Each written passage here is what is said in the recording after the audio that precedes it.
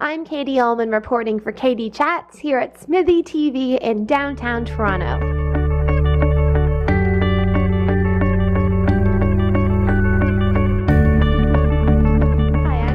Reporting for KD Chats here with actor-director Carrie Adelstein.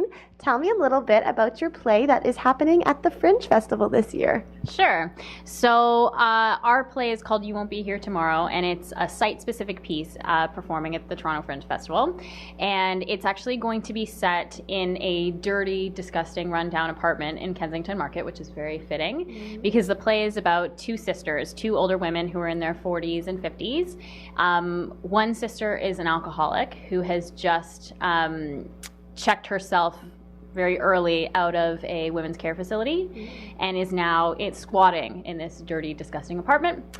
And the two sisters haven't seen each other in a really long time, and the other sister comes to find her. And so it's basically an hour of everything you want to say to your family members but never have the courage to do so. It's nice and cathartic.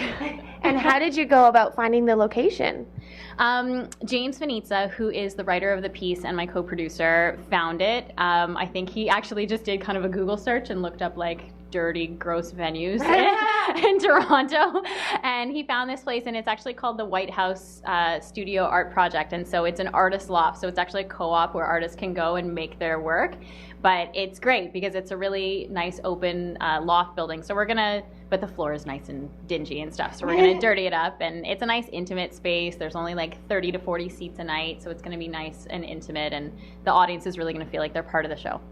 What has the rehearsal process been like so far?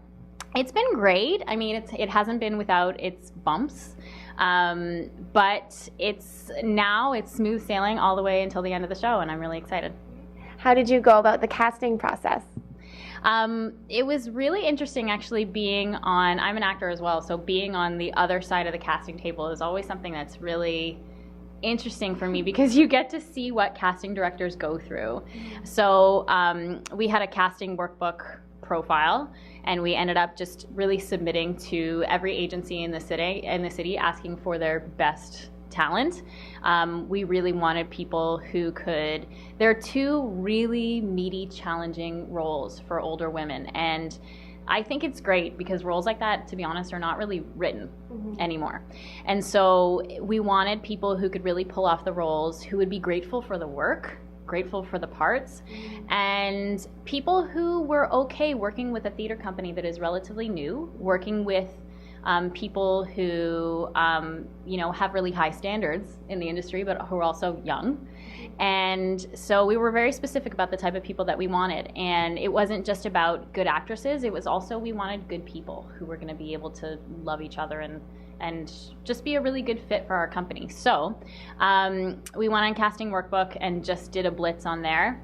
And then we also posted on the Equity Breakdown, and we got some incredible submissions, and it was hard. I mean, it's always a great thing when you have too many people to choose from and not enough roles, and that's kind of the situation that we ended up in, which is fantastic. And I think there have been a few bumps in terms of casting, but now the two women who have the roles, Karen Ivany and Julie Lemia, are absolutely fantastic. Tell me a little bit more about your working relationship with James and about the projects you sort of developed together over the years and what your process is like. Sure. It's actually really funny because James and I always say that we're the two people that out of our class in theater school kind of are the least two likely people that would be doing something now, because he was just my best friend in theater school, and we just loved each other a lot. We were in the creative ensemble, which is now called Devised Theater, I believe, program at York University. And so we learned how to do everything. We learned how to write, we learned how to produce, we learned how to really create our own work. And he wrote a play for a theater festival that was at York called Playground back then, and asked me to co-direct it with him. And honestly, we've just been working together since. And to be really honest with you, what ended up happening was, out of school, we started going to see a lot of our friends' plays who had these really great, ambitious ideas about what theater was supposed to be.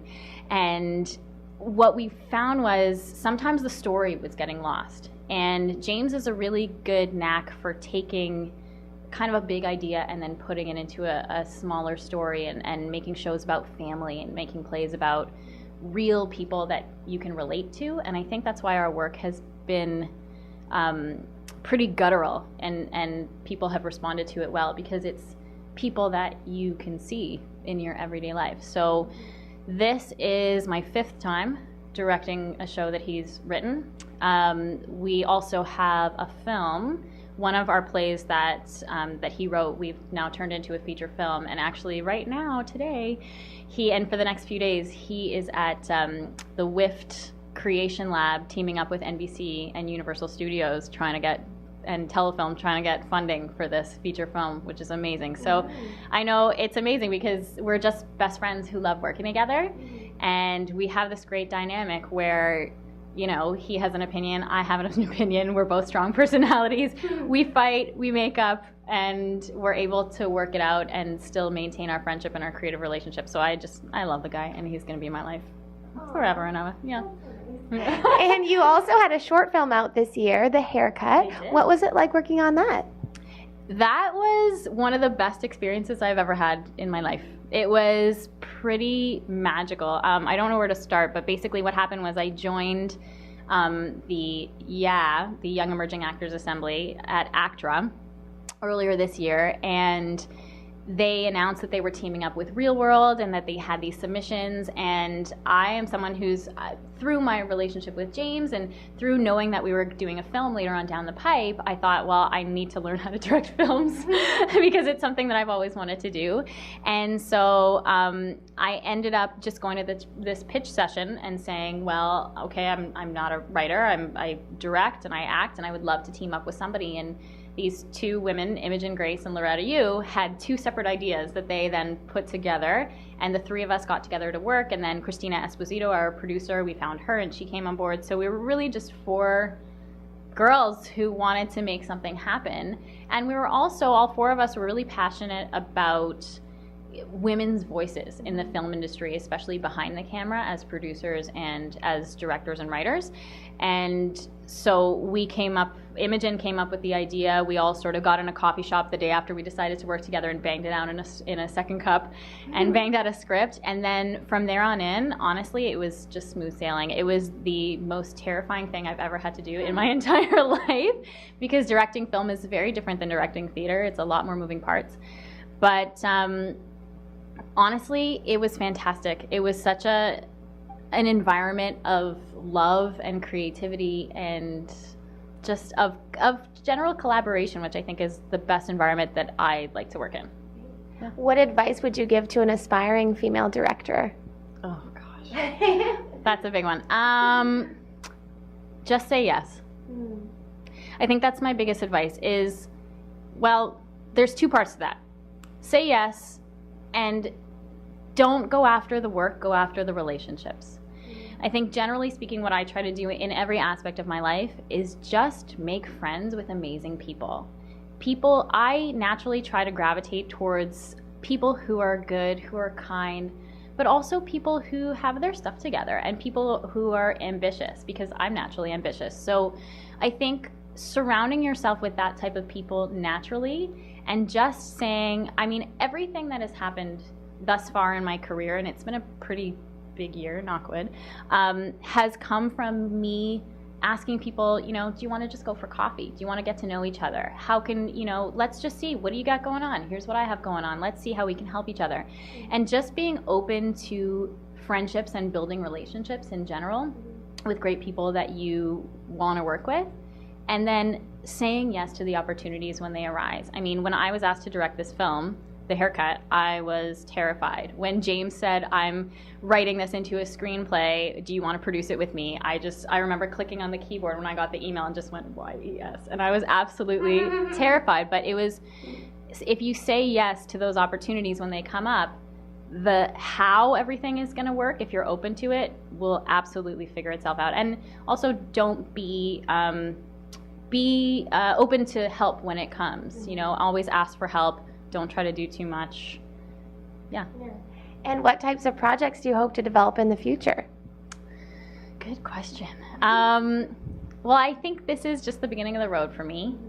I would love to continue directing theater, continue acting, obviously. Acting is always going to be a huge part of my life, but I want to continue as a director, and I want to continue directing theater, and especially continue directing film. I feel like now it was a great exercise doing the one, because I knew that once I did one, I can do a million. You know what I mean? It's kind of always the same thing, just on a larger scale or a smaller scale. I don't know if there's a smaller scale than what we did, but I definitely want to continue directing film and also writing. I just believe that our industry is changing, and it's not getting worse or getting better. It's just changing, and I think being open to the change is important.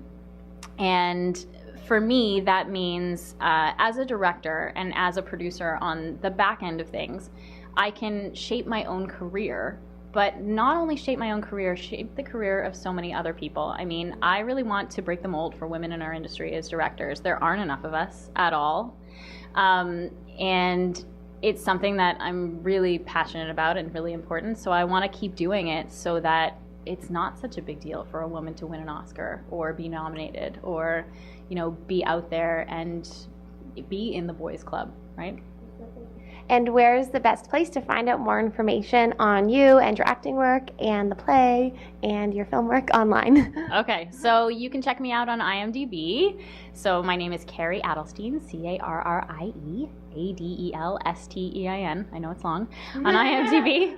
And in terms of for the play, you can go to our website, which is theaterinspiteof.com, and that's theater with an ER, American spelling, in spite of, all lowercase, .com. Thank you so much, Carrie. Congratulations on all of your terrific work, and best of luck with the upcoming projects. Thank you. I'm Katie Ullman reporting for Katie Chats here in downtown Toronto.